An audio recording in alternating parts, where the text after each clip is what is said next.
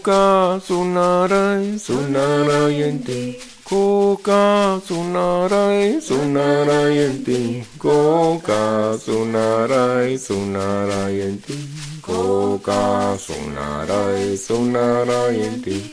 Koka sunarai sunarayanti. Koka sunarai sunarayanti. Hello, hi, welcome to this new episode of the Mango TV podcast. Today I'm very excited to have my friend Dr. Swan Dao. Dr. Swan is an educator and experienced designer, as well as a coach and psychotherapist. He studied and taught philosophy, theology, and theater in Oxford, Melbourne, and Chicago, and earned a PhD from Cambridge on the theme of self transformation.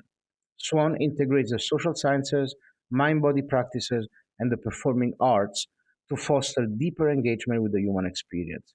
As the founder of the Institute of Devotional Arts, he harnesses the power of creativity and imagination for healing and transformation. Welcome, Swan. Hello, Giancarlo. I'm very pleased to be here. So, as for people that know about Mango TV podcast a little bit, you can tell already how excited I am to have an expert that mixed all these important passion of mine, like personal development and art and mind, body, spirit, etc. Um, and so, as I usually say, even if we're gonna explore quite esoteric and out there topic, for the podcast, I keep a quite conservative approach of biographical structure. Let's start from the beginning. So, where were you born? What was your upbringing? What kind of family did you grow up with? Where were you? A little bit about your childhood, if you don't mind. Certainly, I was born in northern France, between Belgium and Paris. And my parents are doctors, and I come from a mixed-race family. My father's family is from Vietnam, and I also had relatives in Cambodia. And my mother's family is mainly from France. And it was a rather boring childhood in many ways. I never really felt like I belonged. I actually look a bit like my parents, but if it weren't for that, at the time, if I'd been told that I'd been adopted, I would not have been surprised. It's not like that anymore. But I was a bit of a black sheep, at home and at school. It wasn't an easy childhood. I experienced violence, both at home and at school, as a child growing up, bullying, a lot of shouting, verbal and physical violence. And I always felt marginal because I was different from the other kids at school. And so that forces you to look at things from a different perspective because you don't really have a choice. So early on, I thought, surely there's a better way of living. Things are not quite as they should be, at least for me. And the way people lived seemed really odd to me. I couldn't relate. The way people interacted with each other and with the world. So for a long time, I had no friends. Most of my friends were books and a more than human world, animals. And like any child, I went through lots of different phases, but maybe more than the norm. So that was the childhood growing up in France. And then I moved to Australia as a teenager. Basically, sorry, before we go into the teenager years, but so how big was the town? What was the town where you were going to school? So a lot of different places, but Lille is the city in northern France. Lille, Lille, yeah, industrial city. Yeah, that's right. When I was a bad student in school in Rome, my father booked me to go to a boarding school in Lille. Oh, which one was it? Could it have been the same one I went to? I don't know, but I was like, I researched it and I was in tears. It looked like dark and gray. It is indeed. Yes. And I begged my mother to not to keep me. And it was like days of negotiation. I was in tears, and then my mother prevailed. Well, it's good that you did that. So I think we might have almost gone to the same school because there's a boarding school which is an international school in northern France, and I briefly went to that school. And that's probably the one that they were going to send you to. Wow. But so Lille is what, like 50,000 people? No, actually, so the city is rather small, but if you include the surrounding area, it's the fifth biggest city in France. Oh, wow. But you were the only child? No siblings? No, my parents wanted to have a daughter. For some reason, they were convinced they were going to have a daughter. They'd named her and everything. There was even a room for her ready for her at Oh, home. wow. But she never came. My mother was too old and stopped trying. So I'm an only child. I see. That's so interesting, knowing you a little bit from what you say. But so in school you couldn't relate. Books were your friends, and your parents were just emotionally unavailable because of their own story. Not quite. So I realized that I very much felt loved and cared for and Uh-huh. cherished. But I didn't feel safe. I see. And that's an important distinction. But how can you? Is not a contradiction that I was loved and cherished yet not feel safe? Not quite.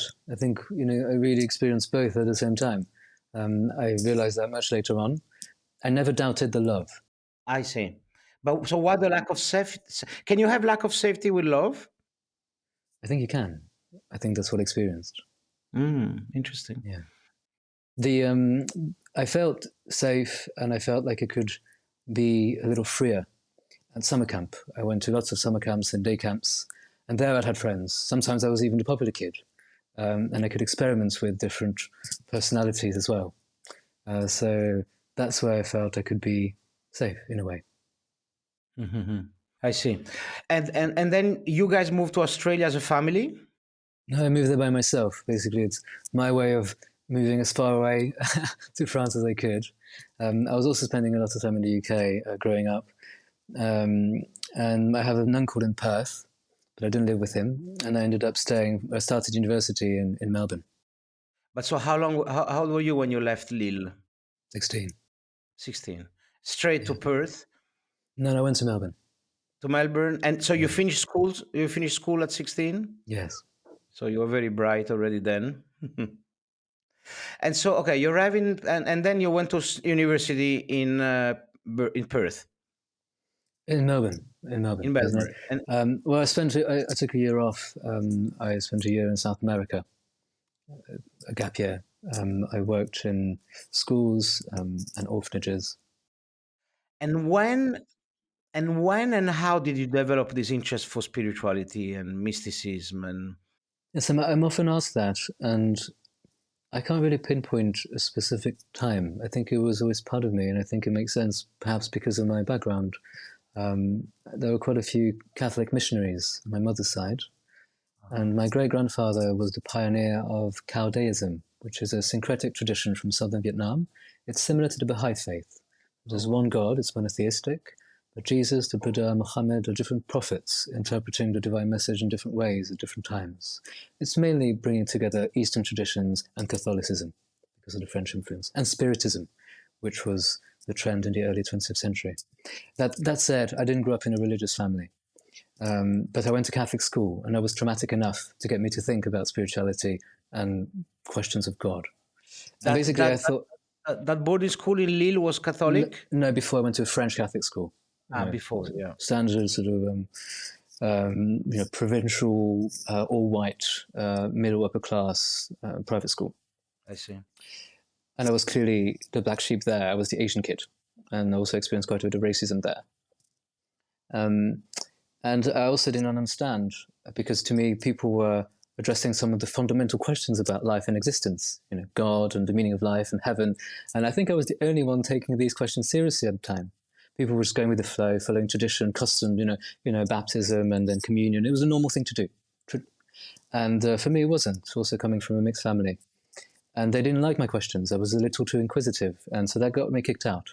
I was expelled from my Catholic school. That's what led me to the international school that you almost went to. Wow. I did a few things. For bad discipline on the previous school, like me. Pretty much, yeah. I did a few things I'm not particularly proud of. And from then on, I was very much anti-religious and totally uninterested in spirituality. I thought it was nonsense. I was a Richard Dawkins type of atheist. But I'm the only one, obviously, who ended up studying theology and considering becoming a monk and then a priest. Funnily enough, I went back to the school and I wanted to speak with the chaplain years later, and he refused to see me. Wow. Yeah. Okay, so now we are in Melbourne. And what did you take at the university? What did you study? So I was brought up being told that I was going to become a surgeon or some type of doctor.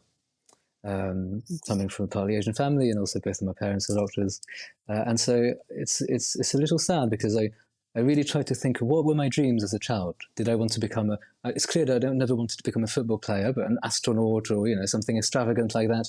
And Veterinary, yeah, who knows? fireman. And I really can't recall anything. And I've asked my parents, when I was 8, did I ever tell you I'd love to be that when I grow up? And no, because from the earliest age, they've always told me this is what I'll become, and I was conditioned to follow in their footsteps and to become the good doctor, which obviously I did not become, but that was very hard, as you can imagine, for them to accept that. So I was going to study international relations, which was relatively serious, politics.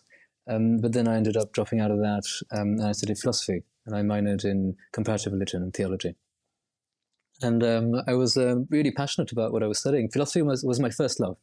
It was hugely liberating. It was at last there were people who were taking the questions I've been asking all along seriously, and who'd been thinking about those questions their whole lives. And so as I said, books were my friends, and those were the books I found and the people I found as interlocutors. And so it was hugely liberating, and that's what made me question my atheism at the time. I say atheism because I was brought up in a Christian tradition, mainly Catholicism, and exposed to Eastern traditions. But really, you could say hatred of all spiritual and religious traditions at the time. I had a lot of anger within me. All I knew was organized religion. I was not exposed to non-organized types of spirituality. But studying philosophy of science and philosophy of religion was eye-opening, because I realized actually a lot of our worldview, obviously a lot of things we take for granted, has a genealogy, has a history. It comes from somewhere. So how the love affair with philosophy started? As a teenager, reading books, quite simply. It was one author, No, quite a few authors. I think first it was just history, book on the history of philosophy, and then looking at different theories. But I can't really pinpoint one particular author that I've fallen in love with, so to speak. Yeah. Yes. So as I was saying, philosophy of science was eye-opening, and philosophy of religion. And I just could not understand why there were people I considered, highly educated, very clever, and they identified as religious and claimed to believe in some of these things. It did not make sense. I just could not connect the dots. And so I tried to dig a little deeper, and I ended up actually studying theology and comparative religion, realizing that I was a little naive, obviously, and it's a lot more complex than we think. And at some point I thought, okay, now my ideas are a little clearer, and I understand how one can believe these things, but I still didn't feel it. It was disembodied. It was abstract, conceptual knowledge. Again, brought up in the West, this is how we're taught to think. This is what university teaches you mainly. This is what education teaches you, how to think. IQ. That's what matters most. And I was asking the spiritual people I was spending time with, I don't get it. What should I do? I understand on some level, but I'm not moved by it. And they urged me to pray. They urged me to practice. And at the start, I refused to do so because I thought, it doesn't make sense. I don't know who I'm praying for, what I'm praying for. I need to get my ideas right and clear, and then I'll do something with them. But then at some point, I yielded, and I thought, okay, I'll give it a go. I'll give it a shot. Where? How old were you, and where now when you're trying to pray for the first time? So I'm 18. I'm 18 or so, I think. Can't quite recall, but I'm about that age. I'm even 28, and I'm at university. I'm in Melbourne, and I go to chapel. Before I'd spent time in South America, and I'd explored spiritual traditions there in a way, but I thought, because they're hybrid forms of religion sometimes, mixing indigenous traditions with Christianity. And I thought, they have no idea what they believe. It doesn't make sense. It's illogical. So in a way, unfortunately, I did not, really see the depth at the time. I thought it's illogical. So then I went to chapel, my college chapel, quite simply, Methodist chapel and Anglican chapels. And I was just very still. And I observed and I listened. And I listened to the music and to the choir. And I started having visions, feeling and seeing things I'd never felt or seen, or in a way that I'd felt and seen early on in my childhood in different ways, ways of relating to the world that I had kind of been neglecting.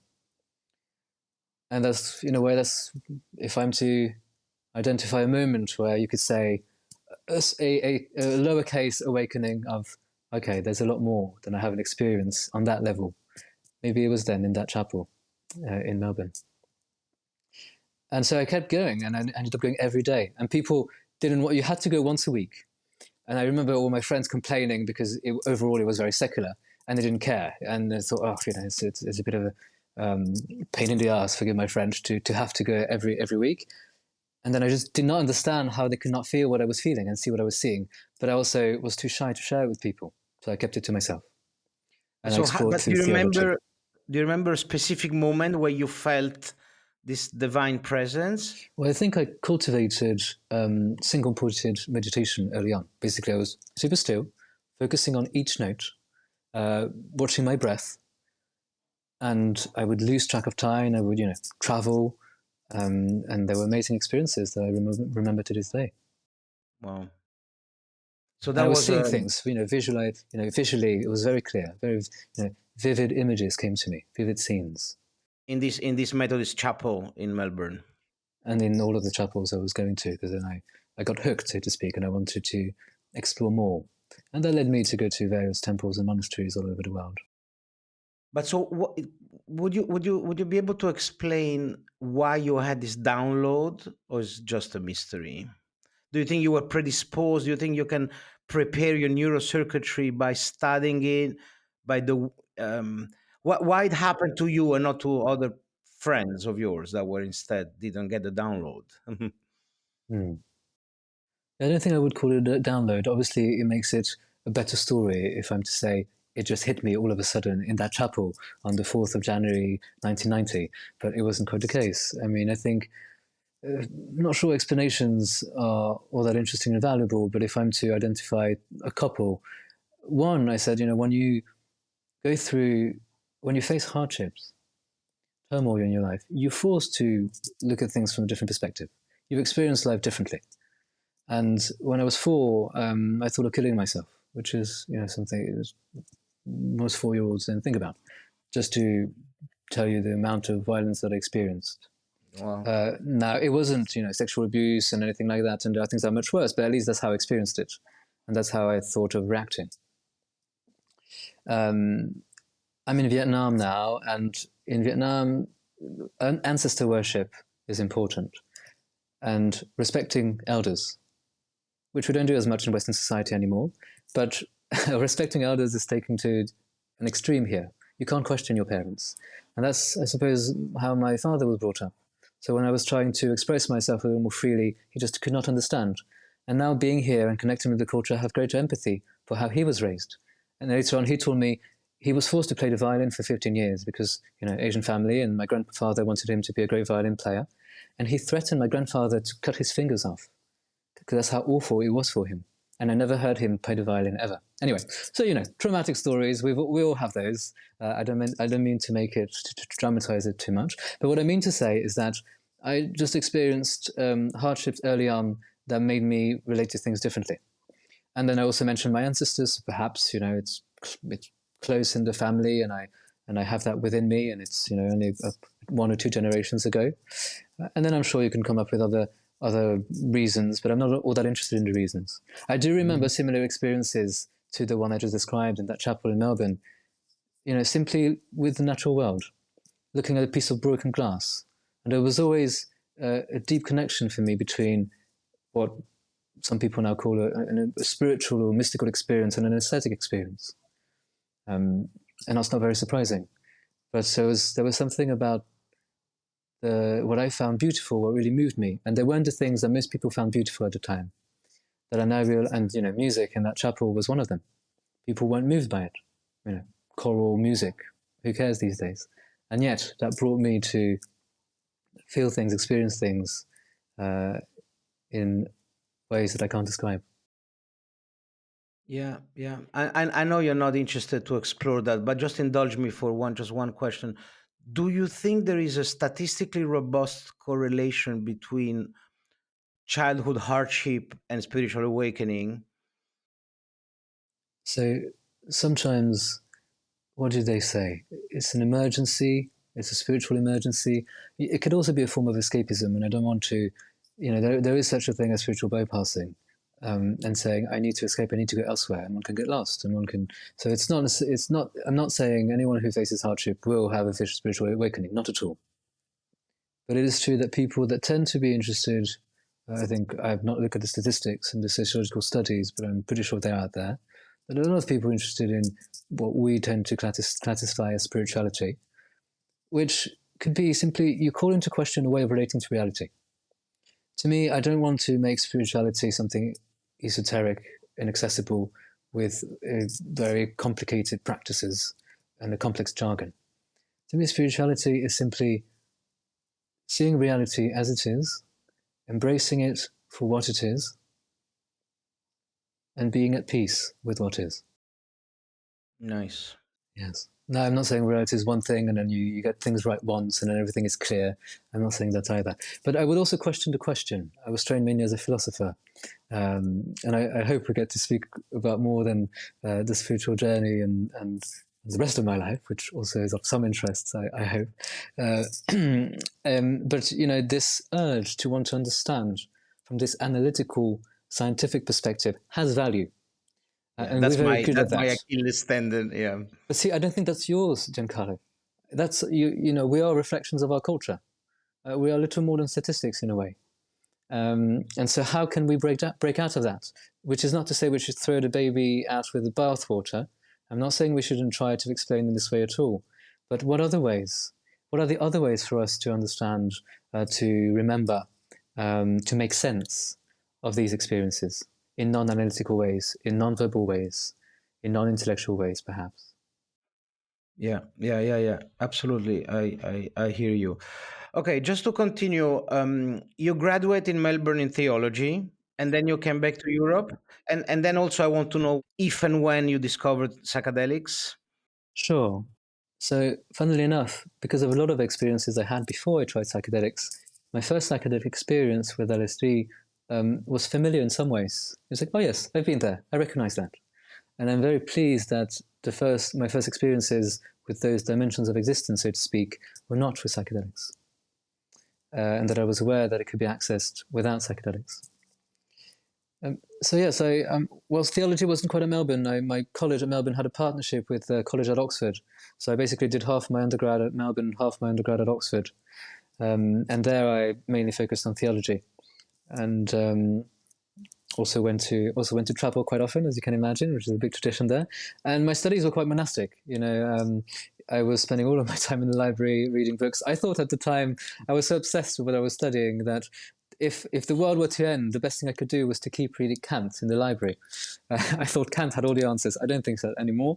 A big turning point. I took part in a Vipassana retreat, as a lot of people do. And I could tell you about my spiritual experiences there, but I don't want to share that. I want to share a simpler human experience. And it's the first time I cried as an adult. I cannot remember the last time I'd cried. And I think it's true for a lot of men. And I wept for a whole afternoon, I think. It was, as you can imagine, and all the listeners who've gone through a 10-day silent retreat, very tough. And so at some point, I felt I had done quite a lot of cleaning up and waking up, so to speak, as to use the Wilberian terms. That is exploring different dimensions of consciousness, and also doing the shadow work and exploring my wounds psychologically and internally. But I still felt quite lonely. Basically, I was still reading philosophy by myself. I'm exaggerating a bit, but it makes the story a little more dramatic. And I still couldn't quite relate to others really deeply. I could relate it intellectually, through ideas. And that was interesting, but it was also limited. And I took part in my first non-violent communication course around that age, I think 19. At the same time, I did Vipassana. And that was really eye-opening for me, because for the first time, I feel I could relate to others on a deep, not to say spiritual level, mainly in a verbal way, and share things that I had never shared with anyone. Just like the experiences I share with you now, but I was 19 at the time. And I was just too shy and afraid to share those, because in a way, it got me kicked out of school, and in my mind, I think that's what got me bullied. So, yeah. So nonviolent communication not only is an extremely powerful tool to communicate with others in other ways, but I met a man there, one of the instructors, a conflict mediator, who cried every single day. And at the start, I was shocked and surprised. I was, what's wrong with that guy? And then I realized he just cried as he laughed. And it was a natural thing for him to do. But he'd unlocked that emotional capacity to such an extent that, emotions last, I think, 90 seconds on average. And he knew that. And he could just let the emotion out. And he's like, okay, it makes me sad, and then I cry for 90 seconds and I get on with things. Just like you laugh for a little bit and then you get on with life. And it was extremely beautiful. And I discovered 2 other practices on that course which complemented this more verbal way of interacting with others. One of them is contact improvisation, which is a form of improvised dance, improvised movement. And there I rediscovered non-verbal ways of communicating through human contact and touch. As you know, in a society, it's also something we neglect. Actually wrote something today online. I think we need a lot more touch than we need money and all the other things we chase. Intellectual understanding. Yeah. Exactly. And it's to this day, it's a very meaningful practice to me. So non-verbal ways of communicating, more embodied ways of communicating, and also the beauty of improvisation. Yeah, but so Swan, sorry, forgive me. Before we go and explore the non-verbal and the embodiment, because that's, I know, is a big part of your life now, I just would like to dig just a little bit deeper about your passion for theology and philosophy. So, but what was the integration of these 2 disciplines? I mean, Kant was religious. Schopenhauer was religious. Tell me the integration of, because you had these 2. When I hear you talking, it seems that that's were your 2 passions for a long time: philosophy and theology. How do they integrate? What do you mean by integrate, Giancarlo? How would a philosopher be different than than a priest? Depends on the philosopher and depends on the priest. Some priests are great philosophers, and some philosophers are great priests. They're not mutually exclusive? No, not at all. The main difference, I'd say, is that philosophy, the main tool of philosophy is reason and rationality. So in a way, it has an objectivity that other disciplines don't have. It's able to step back and to ask the fundamental questions about any discipline, which is why some people call philosophy the queen or the king of all the sciences. And originally, the people that we now identify as biologists, chemists, but even psychologists, they were all philosophers.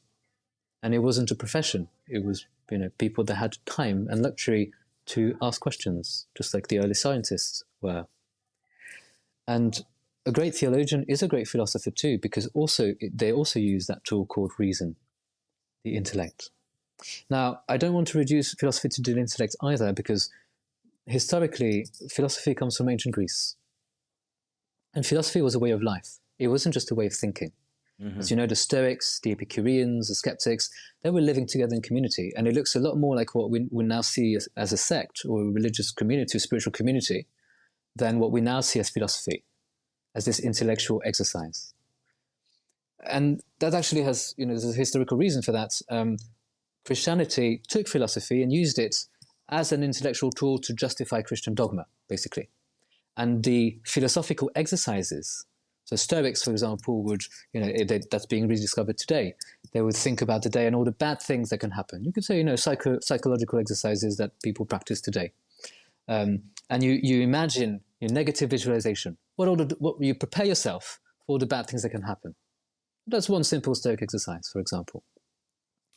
And there are many others. And all of that was lost in the Christian era, because Christianity just took philosophy as a handmaiden, as a way to justify, explain their beliefs. And then all the practices became Christian practices. And then skip ahead about 1,000 years, you have Descartes, modern era, cogito ergo sum, and so on and so forth. And Descartes wanted to bring philosophy away from theology, but he didn't reconnect with the more embodied, so to speak, or practical, experiential aspects of philosophy. He was very intellectual. And then Kant was the first professional philosopher who was teaching at university, and then it became a profession. And then, theology today, so philosophy is a history, and it's also Western. Derrida once went to China and said there is no philosophy in China, and people were shocked. And he, Derrida, he likes to shock people. But what he meant by that is that philosophy has a history, and it's a Western tradition. And you can do non-Western philosophy like you can do non-Western theology, but similarly, theology usually means Christian theology. But if you think, I want to move towards wisdom and understand reality as it is, then this is obviously not just the domain of philosophy. Any culture can do that. But in the West, we've done it in a specific way, and we usually talk about Socrates and Plato and all the others. Similarly, when it comes to theology, Christian theology, we talk about Saint Augustine, Aquinas, and all the others, and it has a history. There's a story. There are people that you read, people that are in dialogue with each other. And so, in short, not to digress too much about this, the only difference, I suppose, if I'm to really simplify between philosophy and theology, there are lots of differences, could be that theologians do take a number of things for granted. Well, there are a number of presuppositions about the world, such as the existence of God, such as, if you're Christian, the Trinity, and so on and so forth, that you would accept. But then again, you can justify, explain those dogmas, those ideas, those concepts in so many ways that, in a way, a good theologian is just as free as a good philosopher. Yeah. It's just a slightly different way of putting it. It's a different language. It's a different vocabulary. The philosopher will say the sociologist, the anthropologist, what is of ultimate concern. The theologian, the Christian theologian would say God. Obviously, the Muslim theologian would say Allah, and so on and so forth. It's not so much the words. It's what are you trying to do? And I would say both theologians and philosophers are trying to get at the truth in their own way, with slightly different tools sometimes. Yeah. One more with reason and the other one maybe with faith. Well, theology is faith-seeking understanding. Faith-seeking understanding, yes. So there is very much reason too, even though some theologians would also downplay the role of reason. But again, within philosophy and within theology, I can't talk about philosophy with a capital P or theology with a capital T. It doesn't make sense. Just like one cannot speak about Christianity with a capital C. There are so many different strands and ways of approaching these disciplines and traditions. Yeah, amazing. That's why I think you're such a good coach and psychotherapist, because you have this deep understanding of these two science, and then you integrate them with the nonverbal and the embodiment, which if I may add, yes, the one thing that I treasure and I think we should take more seriously in both of those disciplines is nuance and complexity, and we lack, I think, a lot of that, and that's what philosophy is really good at. And there's a difference between something being complex and complicated. We make things overly complicated. It's like strings that are tangled up. Whilst complexity is respecting the different layers, different levels, the nuance. So things are often simpler than we think insofar as they're not as complicated. There's less complication, but there's oftentimes greater complexity. So you may think I'm just playing with language here, but again, I'm trying to bring nuance here to lots of debates where also philosophy itself, if you can, philosophizing about philosophy, is to say, okay, if we are to step back, reflect upon philosophy's history, theology, all of this comes from somewhere.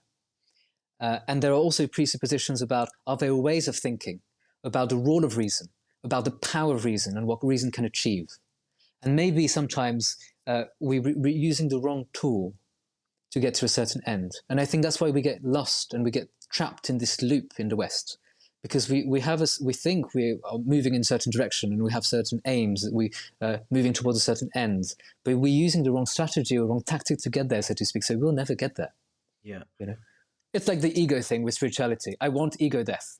You cannot want it because the ego, it's illogical. So the more you want it, the less you'll get it. Yeah. And I think we do a lot of that. We don't see our contradictions. Yeah. No, this is a fascinating conversation. What comes to mind is what our common friend that introduced each other, Jorge Ferrer, talks about is the spiritual pragmatism, which ultimately means that a successful spiritual practice is a spiritual practice that bring you, peace of mind and empathy and compassion and good relationship with others. Rather than debating on this different type of spiritual approach or philosophical approach, the ultimate successful one is the one that you can judge by the impact and the result on the behavior of the user. Precisely. Yeah.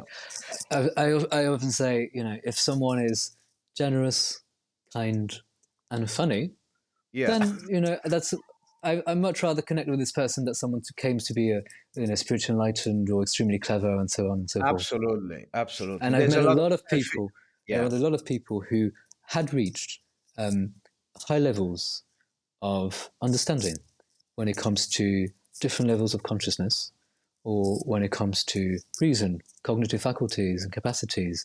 Very clever people, very well read, but who've completely neglected other dimensions of life.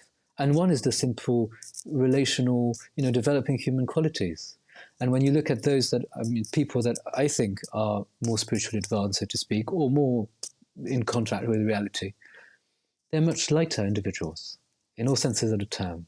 And they have this lightness about them in the way they interact with others, in the way they relate to the world. And that's why I think a lot of the greatest gurus, people are attracted to them for those reasons. It's not because they can convince them. It's not just because they can also make them cry. One talks about the aura, but it's because it oozes out of them. You can feel it, you can sense it. And that's another way of understanding. Absolutely. Okay, so let's go back to the biographical structure. We left where you were just discovering nonverbal and embodied communication. So that was a vipassana, and then a nonverbal communication, and then you discover contact dance. Contact improvisation. And then, funnily enough, in that nonviolent communication course, I also took part in my first family constellation. And in a way, all of a sudden, I had this verbal way of communicating in much more nuanced, honest, transparent ways, NVC. I had this non-verbal way of communicating and a way of relating through touch, which is non-sensual, not sexual touch. And then later on through Tantra and other practices, realize that there can be sensual touch that is not sexual. There can be sexual touch that is not genital-based. That's another story. And then I discover this amazing practice called family constellations or systemic constellations. And I was blown away because I was still very much with this. You're such a good. You explain things very clearly. Tell us a little bit what is family constellation. So I'll illustrate with my own example. Yeah. Rather than explaining it theoretically. So I was blown away because at the time I still had a very Cartesian mindset, for lack of a better term, quite scientific. I wanted rational explanations for everything. And there we have this practice where I'm just told to tell a story, in this case about my family. And funnily enough, I'm in Vietnam now. It was about the Vietnamese side of the family. And I'm told to just share a few things about my father, my uncle, the different characters in the family, and to choose different individuals to embody those characters, and also different elements of the story. So one was Vietnam, one was France, and one could be an emotion. I can't remember what it was. So there was maybe half a dozen people that were embodying these different elements of my story. They weren't asked to act them out, and they had very little information. I placed them somewhere in space. It was all in silence. I think the facilitator may have asked them to say 3 words maximum. It lasted 3 hours. And I was blown away because a lot of the things that took place were accurate. Historically, sociologically, it was my own story that no one knew. So, for example, my grandfather had died. No one knew that. I hadn't mentioned it. And the person who was my grandfather lay down almost at the beginning and just stayed there for 3 hours without moving. And I could give you lots of examples like that. And then if there's to be a moment, revelation to think, okay, there's a lot more to it. There's a lot more to life than I thought there was. I also need to explore this. And also I asked the facilitator, just like to ask me certain things like, how does it work? Explain it to me rationally. And she did not, and I was very frustrated and upset. And really, I urge people in a lot of my work today. I just had a client this morning. We practiced a practice you're familiar with, breath work, and guided imagery, wake dream therapy. Also, dimensions of existence that he hadn't connected with, because they're not common in the West. And he stopped because he freaked out because it was new to him. And what is new and unfamiliar and unknown, we can be afraid of. It can be unsettling. It can be like, what's going on? I am, 60 years old. I've never experienced this. What's happening? And so really the main thing he wanted was to understand and for me to provide an explanation. And I even did. I provided a biological explanation. Obviously, that's not satisfactory because that's not what we need. So we need to, at some point, sometimes, really set the rational mind aside and really try to understand in different ways and to reconnect with these different kinds of intelligence, for lack of a better term. Again, the word intelligence is misleading because it implies intellect, but it's not up here. I mean, we know there are neurons or something in the heart and in the gut, for example. That's one way to view it more scientifically. But we know, so, again. So very briefly, the systemic constellations which you've experienced, I presume? No, Oh, I okay, you did. haven't. I did a little bit of in rehab they call it psychodrama, where Yes. they ask me to reenact traumatic events with other people playing my Yes, I, father and me as a young person. I trained in drama therapy and in psychodrama, so I use that quite often. Okay, they're interchangeable. No. So drama therapy is broader, and it came Yeah, later. yeah, Psychodrama is a specific practice with a clear yeah, structure, and you could yeah. say psychodrama could be seen as one element or one practice within drama therapy. Drama therapy is the broader category. And family constellation, how does it fit in this? So there are overlaps, but it's separate. It evolved completely separately, I see. but there are overlaps for sure. Yeah. And I'm happy to continue the story. I see but I do want to say, in a way, my story, the genealogy, could be summed up in moving from disillusion to disillusionment, and that's the cycle that kept repeating itself. Disillusion to disillusionment. Yeah. So disillusion because I thought clearly I am or people are deluded. We're living in this illusion. I see. And it could be on different levels, and a level is important. It could be the social illusion, money, fame, glory, whatever would make me happy, or I'm living what my parents want me to do. So that's a simple social conditioning, and you realize actually that's not me, that's not true. That's one, and there are lots of different types of illusion. And then at some point you discover something, or I discovered something rather, and I think that's the answer. And early on, I was still looking for the grand answer, the theory of everything, the key to the equation. And I think, and even with philosophy, with theology, and reading Kant, that's in a way, also Kant also thought that. I was looking, and again realizing later on that this is partly because of the Christian story that I've been told. You could say Platonic and Christian, because those are the two pillars of our civilization. Plato and Thomas Aquinas, perhaps, the ancient Greeks and the Christians. And I really, we cannot underestimate how all-pervasive these ways of understanding reality are, and still today. Nietzsche said, we live in the shadow of God. And it's worse than in the Middle Ages in some way, according to Nietzsche, because we think we don't believe in God anymore. And in a way, we don't. We think, we don't believe in God, we don't go to church, we don't talk about theology. But all the things that are implied in the Christian worldview, we still carry within us without knowing it. On a subconscious level. Yes, or in our social structures, for example. In science, in so many of the ways in which we live, so many of our disciplines. I mean, not fully. I mean, some things, but it's still very much present, and we're still very much a Christian culture and indebted to the ancient Greek and Roman way of understanding the world and of relating to the world. So I was deluded, and because even the idea that I could figure it out, basically, I'm going to figure it out, like a scientist. I'm going to have an answer. And what's the meaning of life? 42. That kind of answer.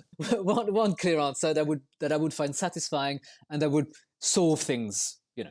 Obviously it's a little more complex than that.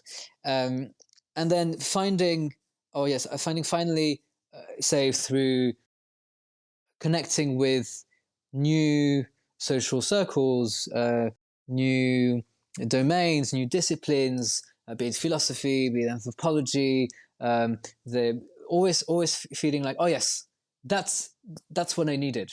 That's how I'll come full circle. That's what will complete the picture. I wanted a complete picture, which I don't really want anymore. And disillusionment, when I became disillusioned, because realizing actually this new thing also has limitations, also has shortcomings, is also only partially true and partially false. And so that's been really the movement, being like, okay, I see how at least academic philosophers today, very clever, completely disembodied, not all of them, but oftentimes to caricature. I see how, for example, great spiritual depth and exploring different levels of consciousness, but in terms of the addressing your wounds, the inner work, so to speak, the shadow work, addressing your wounds, a lot of spiritual people don't go there, spiritual bypassing, not to mention, touch and sexuality. And so you see how every time I always felt, there's always something missing, or rather, there's always something that they don't get quite right. And I was moving on to other ways of relating to the world, other ways of understanding the world, and other ways of being that I felt were complementing what I was lacking. Does that make sense? See. Yes. I think you're doing the same thing in a different way. Yeah, I don't fully get the transition because I guess I did fully understand maybe the two terms. Okay, so let me add one thing. Yeah. When I say I'm deluded, living in an illusion, is basically I think I have an answer. I think I figured it out. Yeah. And then I realized actually I don't. It's not quite right. It's only partially true. And so then I'm like, no, I didn't get it yet. Hence the disillusionment. I see. Or I'm disappointed by the people. I think, oh yes, this is the role model. This is the spiritual master. They figured it all out. I need to follow in their footsteps. And then I realized actually, there's actually all of these things that, that's what I thought about philosophers, and I was very naive perhaps. And also when I spent time in monasteries, I thought monks, they're enlightened. They're perfect. They figured it all out. And then I realized they're just human beings. Yeah. Okay, so with this new state of mind, you get in touch with these embodiment practices. Yes, well, skip ahead a few years, and I dropped out of my first PhD, which was in theology. And at the time, I was still contemplating joining a monastery. Mm-hmm. But the paradox or the discomfort, the dissatisfaction was that although I was very much moved, convinced in a way by the lifestyle and the practices, socially and politically, I was never aligned because, as you can imagine, a lot of those traditions are quite conservative. Yeah, I was always liberal, basically, and I had never found a sense of community. So in a way, I still felt lonely, and I couldn't connect on other levels. And that I found in the nonviolent communication and in these more embodied ways of relating. And I grew disillusioned with the monastery, and so I dropped out of the first PhD. Also, the research wasn't satisfying. I spent quite a lot of time in the Vatican, believe it or not, where I conducted research, and I was, let's just say that priests that were twice my age were a little too friendly. Nothing bad happened, but that really convinced me. Okay, well, I've had enough of this. This is not what I signed up for. And then I went to drama school in Paris. No? Yes, that's right, in Paris. And I also became a little more politically active. And you could say the devotional urge I had within spirituality at some point turned into political activism.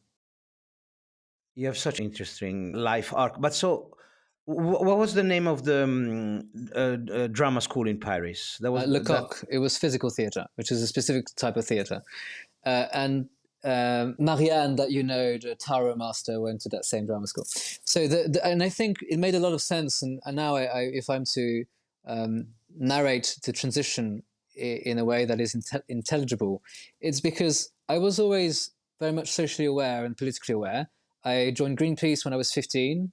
I was always close to the modern human world. So was my mother. We always had lots of animals growing up. I became vegan earlier also when I was 15. A pretty radical vegan. I was the type that was trying to convert everyone. A lot of the research I conducted was in environmental and animal ethics. I'm still a fellow of the Oxford Centre for Animal Ethics. And I wrote on the place of animals in different spiritual traditions and so on. And I was seeing a lot of spiritual bypassing. And as you can imagine, being in a monastery, it's being dead to the world. So in a way, it's also not being involved in worldly affairs. And I still wanted to make a difference, basically. I still wanted things to change. And I think it's partly because of the violence I'd experienced as a child. I saw things that in the world obviously needed to change, and I wanted to have an impact. In the chapel in Melbourne. No. I'm talking about my disillusionment with spiritual practices and not practices but traditions that I felt were spending a lot of time doing the inner work and the spiritual work, but not enough time doing the outer change work, basically. And so it's nice to talk about being one with the divine and to have these amazing experiences and to explore different states of consciousness. But then what? There are still people being tortured, murdered, and so on. There's still oppression. There's still discrimination. And I was always acutely aware of that because I experienced it as a child, basically. I see. Those experiences, I see. Yes, and I specialized in moral philosophy. So ethics. So practical philosophy, aesthetics, philosophy of art, ethics, moral philosophy, and political philosophy. So it was always the more practical side of philosophy I was interested in. I did some epistemology, what's knowledge, what can we know, and everything, but it was always of secondary concern to me. It was the practical stuff. What does that change in life? What do you do with it? And I even sometimes ask my professors that, and they couldn't really answer. They gave me a very sophisticated, nuanced philosophical answer. But I'm like, okay, so anyway. So I moved. I basically was really deeply immersed in the anarchist scene, basically, radical politics, as radical as it gets. And I lived in squats and in occupied zones. No, but what's second? I'm a little I'm a little bit lost. We spoke 53 minutes. You never mention any interest for theater or drama or performance. I mean, you did mention the family constellation. There was a little bit, and then all of a sudden you went to Paris to drama school. Yeah. Okay, so I'll tell you how it makes a lot of sense. So to me, drama wasn't, oh yes, Shakespeare, Molière, interpreting life. It wasn't that. And I think a lot of people that go to Lecoq, which is physical theater, that's not what it's about. It's about deepening the human experience. Because in order to be a good actor, you need to study life intimately. And it was a way of embodying the social deconstruction that I had engaged in on an intellectual level. So I had done, the queer theory, the gender theory, the whatever, but knowing that if I speak like this, or if I speak like this, or if I speak like this, or if I speak like that, it's very different. And that's just speech. And I think you're just recording this and not the video, but it was physical theater. So same kind of thing with the body. Everything we do for a reason. And most of us ignore that reason. We're not aware of any of that. And I would say what we're not aware of socially, we're not aware of on other levels, metaphysically. So just like we're not aware of, we just do things, we take things for granted, the way in which we speak, we talk, what we believe, all of that, few of us really question. But the deeper level is to question our entire relationship to reality and to how we view the world. And you know that anyone who's taken, say, psychedelics or had a deep spiritual experience, that's what they get all of a sudden. It's like, poof, there is another way of seeing things, experiencing things complete, And so theater is also a way to get to those states. And when you act things out, you think you're playing pretend, but it's much more than that. Theater originally was ritual. And if you are acting as if you are a tiger, if you're thinking, okay, I'm trying to explore the energy of the tiger, you can actually enter into a trance state and really connect with the tiger. I'm not saying just like totemic or animist cultures do, but in a way that's much more similar to that. So when people say, oh, that's nice, you talk about different levels of consciousness, but so what would you do apart from taking psychedelics? And one of the things could actually be theater, what we call theater, which is not just acting. So similar to family constellation, I wasn't interested in how well can you look like or act like my grandfather. That's not the point. Once you've connected with the energy of my grandfather, whatever that means, and that moves you, what comes out of that? That's what I was interested in. Yeah. But do you think you can say that the reason why theater and acting and playing the tiger might be a transcendental practice is because it takes you out of your mind?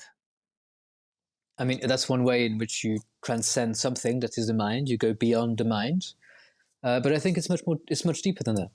It's not simply, oh yes, finally I'm just with the body and I'm not thinking anymore. Because there is an intention. You're actually, exploring, just like in the family constellation, you are at the service of a person's story. And you know that you're supposed to somehow embody an element of the story. In this case, if you're working on, say, the tiger, then there is an intention. It's not simply, I'm feeling just freer because I'm out of my mind.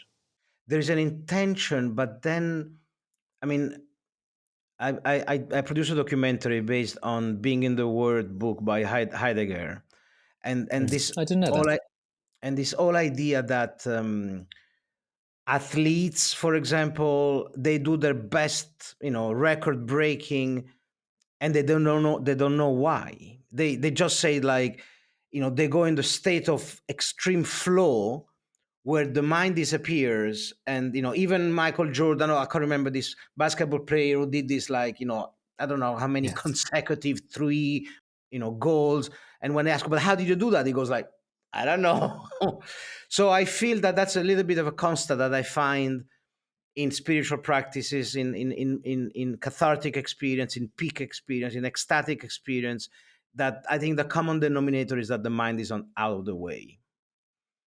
Yes, I think I see what you mean. We'll have to define what you mean by the mind, but actually the critical, mind that analyzes, that reasons, that judges. I What agree. takes you out of presence? I mean, But I think what we call a state of flow or deep presence, and what isn't the norm, what we aspire to, what we work on, I think we're meant to be in that state much more often than the other state. I think we should turn it upside down, flip it around. And the analytical is a tool that we should use in certain situations. But whilst in our society, that's always on. And what we think is, oh, okay, sometimes we turn it off and we go into a state of flow. No, I think we should be a lot more in different states of flow. And sometimes we turn on the rational, critical, judgmental faculties. And one example I want to share with you is extremely simple, and that's connecting with what we call nature. nature. Yeah. Nature. Because obviously this whole journey also took me to reconnecting not just with my body, but with the earth body, with nature. And I told you I was vegan when I was 15. I became vegan when I was 15, and I was an animal ethicist and an environmental ethicist. I was spending a lot of time around ecologists, environmentalists, who were constantly talking about saving the planet and improving our relationship to the earth. And yet, just like spirituality, where I was thinking about complex theological ideas, I felt disconnected. I'm like, okay, I'm doing the right things. I know a lot about animals, their history, and yet can't really relate. And then I discovered what some call human rewilding. And I met someone called Kim Pash, who basically moved to the Yukon in Canada when he was young with little but nothing but a knife, and survived there for months. It's super extreme. Foraged his food, built canoe, and he hunted, and so on and so forth. And I learned wilderness skills, really basic things. I learned about medicinal plants, edible plants, and it's extremely shocking to me to realize that it wasn't shocking to me at the time, that kids today, and not just kids, know thousands of brands, and they have an emotional relationship to those brands. If I say yellow M, if I say a black comma, if I say red, you know what I mean, and you have a feeling, and kids have that when they're 5, but they can't recognize and identify the plants that are growing in their backyard, let alone have a relationship to them. It's absurd. It's preposterous. And that's the same with bird songs. And that's the same with so many things, that we are so disconnected. It's scary. And so at the time I thought, okay, I know a lot about animals theoretically and everything. I need to reconnect with that. And I won't tell you the whole story, but I spent more time in the wilderness, in nature. And then one day I was just lying by a stream, doing nothing. I had nothing to do. There was no mobile phones, no technology, nothing. And you could say I entered into a state of flow. But there was nothing special. I was just there with the stream. And I'm imagining that a lot of cultures without all this technology, without this constant rational mind, are a lot more like that in day-to-day life. Not to romanticize and exoticize them and think they're always at peace in one with nature. Not the case. Nature can also be tragic and red in tooth and claw. But those moments of just being with what is, I think, obviously, we don't have a lot of those. And many other cultures, past and fortunately enough, still present, still know how to reconnect in these ways. Okay, so you are Jacques Lecoq Theatre, master in psychology, and then what happened? So I founded a theatre company, mainly based on applied theatre. We did a lot of mask work and psychodrama, drama therapy. So you could say it was psychosocial theatre. So and applied theatre it's not so much theatre as representation, as performance. It's participatory theatre that addresses personal and social political themes. Practices like theatre of the oppressed, playback theatre, various forms of drama therapy. And that was what I was most interested in. So looking how, for example, people experience ecological collapse in their bodies, acting that out, getting people from the audience to join. Augusto Boal, the founder of Theatre of the Oppressed, said that forum theatre, the key practice, isn't revolution, but it's rehearsal for revolution, because it empowers oppressed people to see Say that how... again. Say that again. The quote. It's not revolution, but it's rehearsing for revolution. It's a rehearsal, because it empowers oppressed people to see and experience different ways of facing unjustified authority, of finding freedom, of facing oppression, and of overcoming that. So those are the practices I was most interested in. Overcoming that by acting that out. Yes, so to describe forum theatre very briefly, you have a short scene of oppression, just a few minutes. For example, an older brother beating up his younger brother. The younger brother shares that story because he doesn't know what to do. What he does doesn't work. And suppose in the scene, in reality, he shouts back and he says, stop it. And the older brother keeps beating him up. And so he shares that, and then the scene is enacted as it was shared for a few minutes. Then it's enacted again. And then a member of the audience can stop the scene at any stage, replace someone in the scene, ideally the younger brother, and then act in a different way. So maybe he or she pushes the older brother back, maybe they say silence, or they try something else, Yeah, and then the other people stay in character and see how they... So, you can see how there are also overlaps or connections with systemic constellations. Because and psychodrama. And psychodrama. And psychodrama, for sure. So it's a lot of those practices that I was engaged in, and the company I had established was focusing on. And what I was most interested in at the time was art activism. Because to me, the right art activist work, so to speak, was the one that has artistic or aesthetic value. It's beautiful and it evokes those feelings and experiences within you, but also socio-political impact. And it's rare to have both at the same time. And so that's what modestly we were trying to create. Amazing. It's fascinating because, as you know, I'm fascinated by the history of Esalen and how they started this movement of the human potential, and they were the first one to start exploring with improv, theater, psychodrama, right? I'm not too sure they were the first ones. I would say probably collective and conscious. It obviously pops up in different places around the same time. You're such a volcano of idea. I'm struggling to keep up. Okay. So am I. Sorry, Giancarlo. No, but that's why I like the biography, because it's a way to anchor back on some sort of blueprint. Okay, so what happened in your life after Paris? After Jacques Lecoq? Yeah. So at the time I was spending most of my time doing street theatre, basically, with my company, and also in activist spaces. And there I found mind-boggling creativity and people that explored, quote-unquote, alternative lifestyles.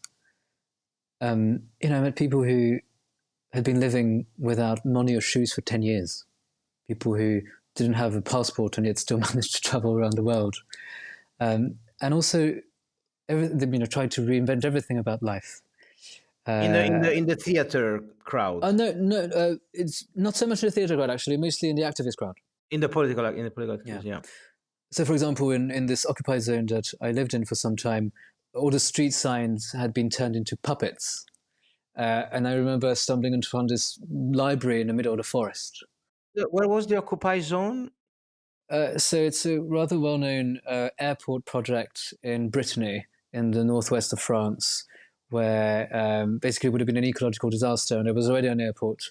And so people were protesting against the project, and they occupied, I don't know how many hectares, but rather and they turned it into an activist village. And there are various places like that in France and in Europe. There's a famous forest in Germany, for example, and I think it's still being occupied. How long that occupation went on for? A few years. Can't quite remember. Yeah, a few years. Yes. And it empowered me, and it showed me that, yes, there are, radically different ways of living. And you know, there's the famous May 68 saying, l'imagination au pouvoir, the power to the imagination. And I felt in many ways it was the case. You find your tribe finally.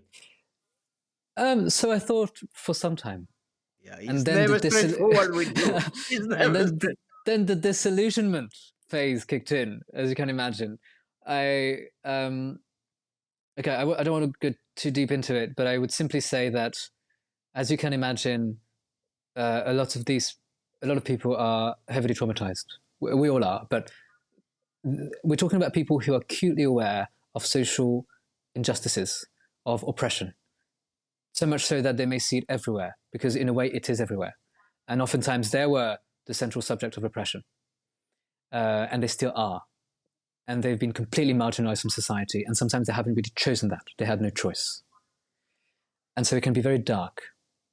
And in most activist spaces, people burn out and people lose it because they lack the heart part. Not always, but often. And, you know, sometimes some of those personal wounds weren't really being addressed.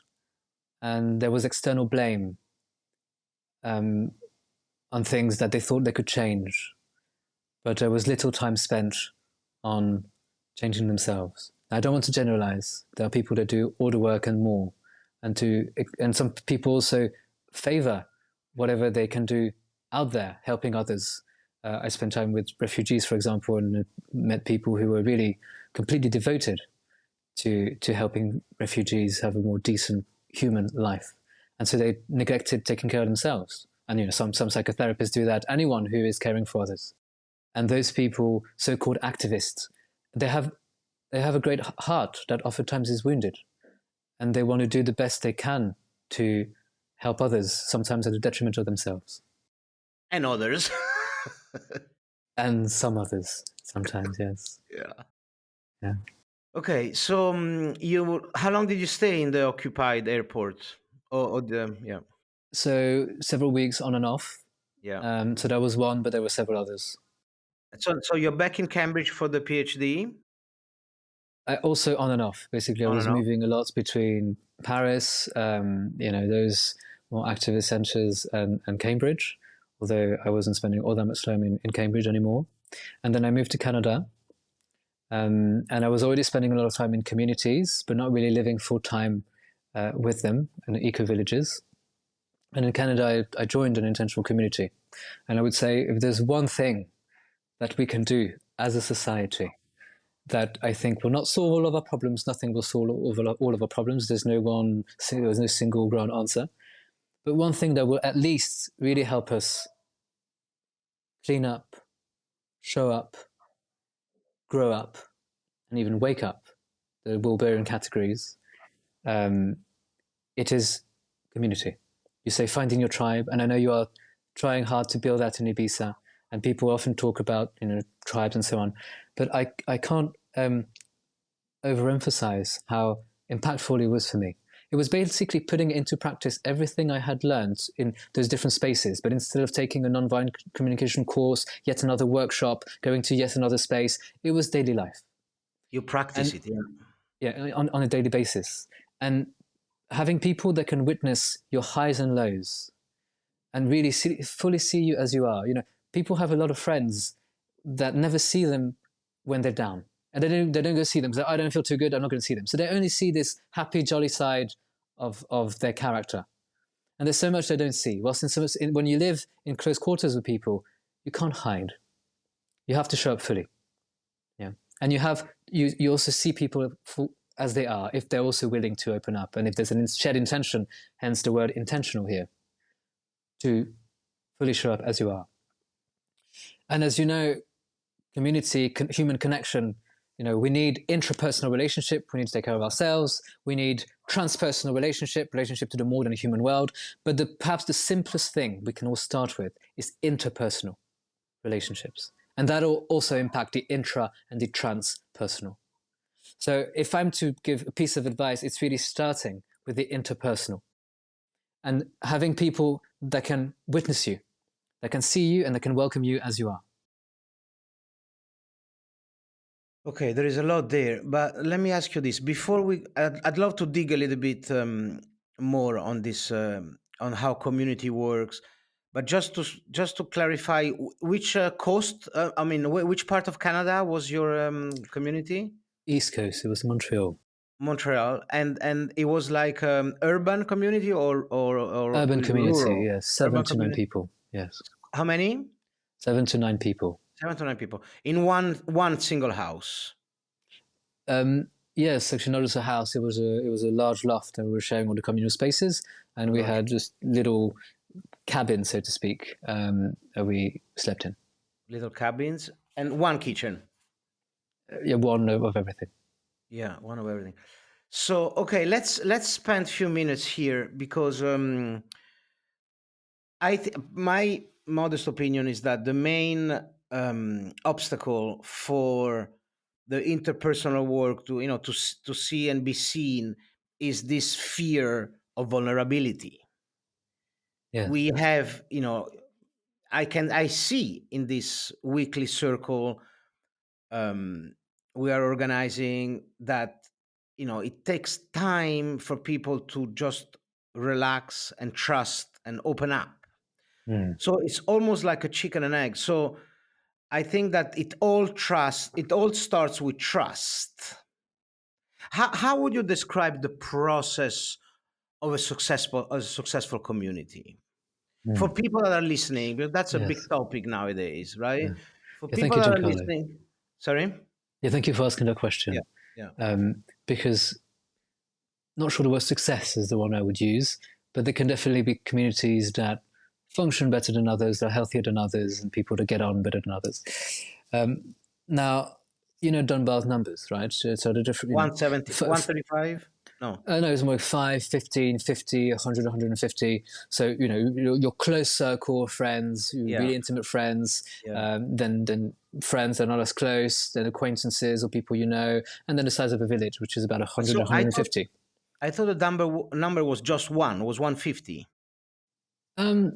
As far as I know, it's those different numbers, but I could be mistaken. But in any Okay. case, that doesn't matter. What I mean is that you have those different, numbers, and you can relate to a certain number of people in different ways.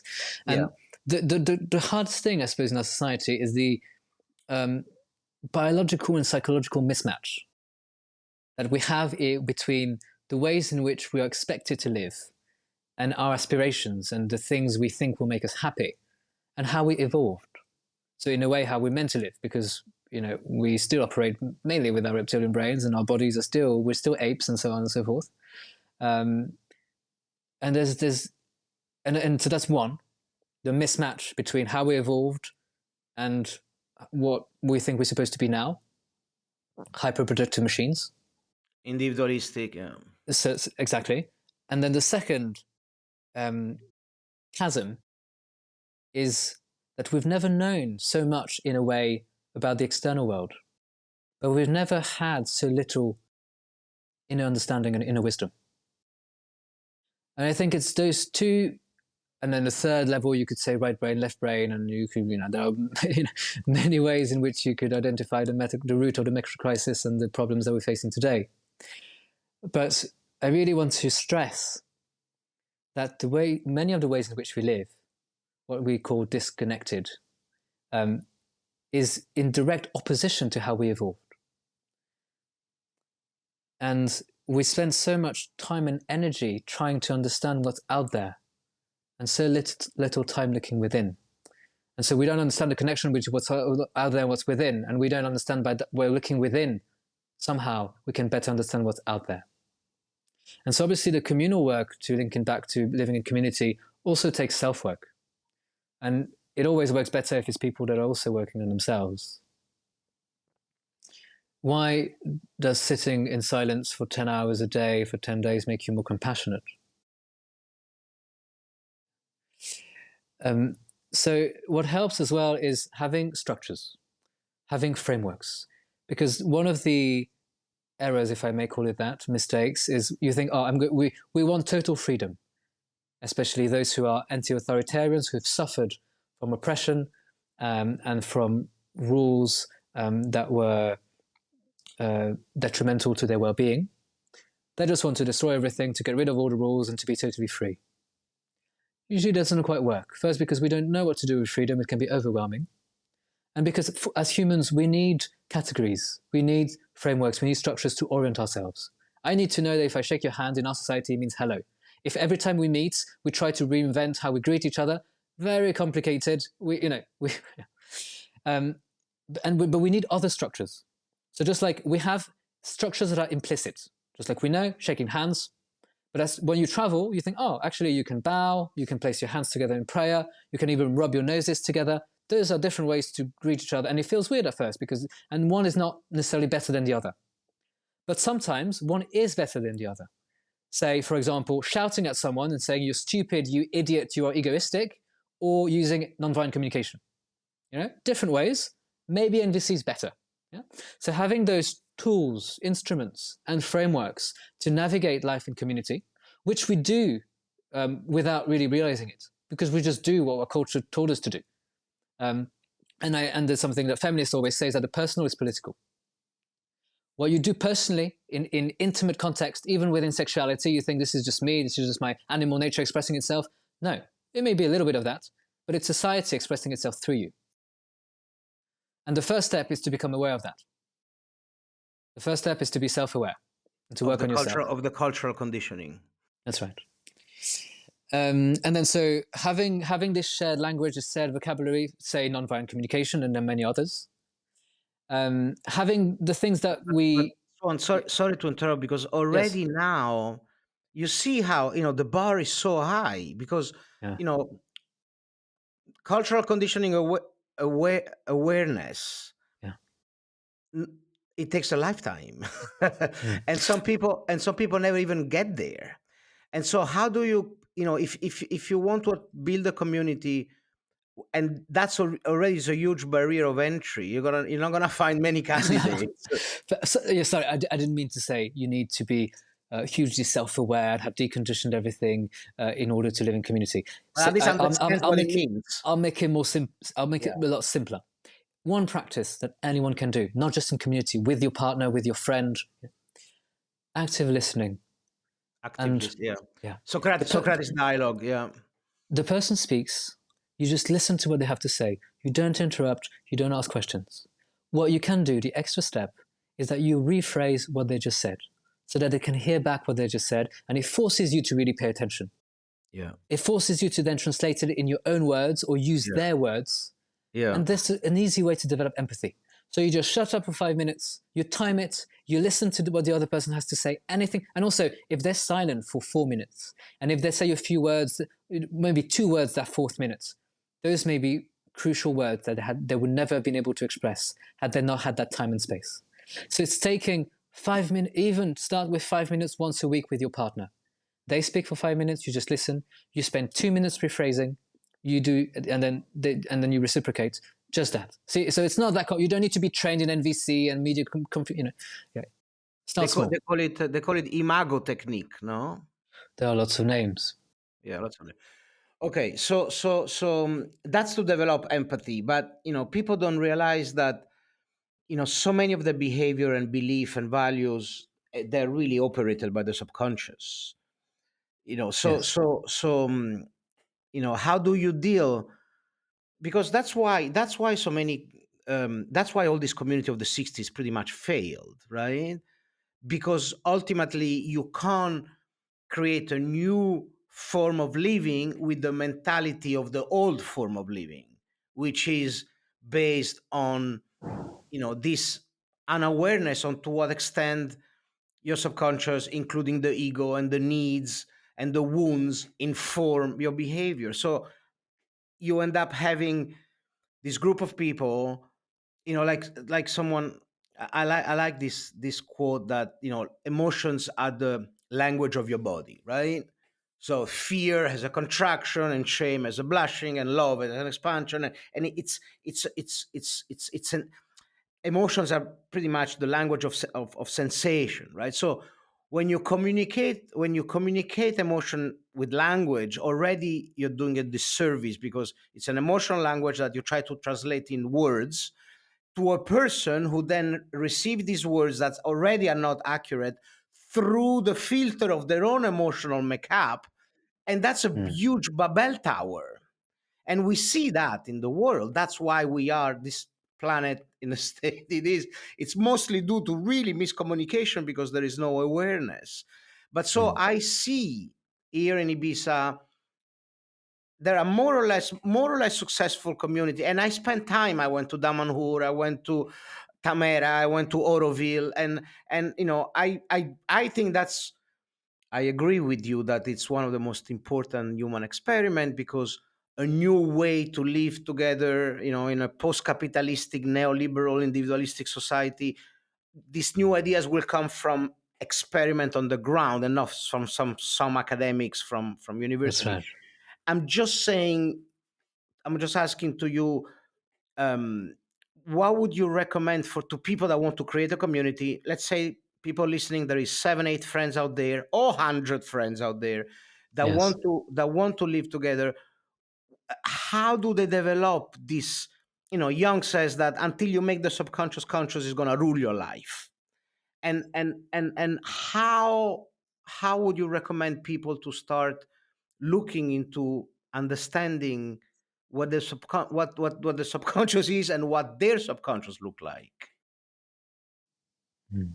I thought you were going to ask me how are they to start living in community. Yes, but But you think you said, bringing the subconscious to the conscious is the first step? I think you said you need some awareness about your cultural conditioning. Not necessarily. So I really don't want to make this an elitist thing, even though I know in many ways it is a privileged choice that some people can actually ask the question, oh, do I want to live in community, and so on and so forth. I know that. I don't think you necessarily, the more self-work you do, the more understanding, the better. But there is really no, there are lots of different types. Self-work, what would you, and Swan, honestly, I think we should call this part one. Can you give Sure. me, because there is so much to explore. So let's just finish this concept of community, and then we continue your life story. I think we need another 10 hours, but I would do another hour. Another hour is fine. Okay, so yeah, if wrapping it up on the community, you said Yes. the more self-help the better, but also self-help is such a misused term, and for so many people I didn't say self-help. Sorry, I said self-work or inner work. in self-work. Yeah. So you had a business side to your life. What would you advise someone who wants to start a business? What should they do? I think it starts with passion. I think it starts with really believing in, believe it or not, it's gonna sound a little bit trite, but in wanting to help others, Mm, in wanting to solve someone's problem, yeah. and be really passionate about that, and just never give up. That Mm. would be the starting point. Passion and resilience. And would you have them have some experience with the industry and working for a business, a small startup first, or would you want them to start straight away their own thing? I think there should be a little bit of training with a mentor. It doesn't have to be a big company or small company or a university, but you need to have a mentor A that role gives you model. a role model. A role model. I was telling Swan that we need to stop here because I have a meeting, and we're gonna call this part one. Um, so and then he went offline. He's calling from Vietnam. Maybe he had a problem with the internet line, but it was quite synchronistically because we were just saying that we had to stop. So we'll be continuing very, very soon for part two. Thank you. Koka sunarai sunarayanti. Koka sunarai sunarayanti. Koka sunarai sunarayanti. Koka sunarai sunarayanti. Koka sunarai sunarayanti. Koka sunarai sunarayanti.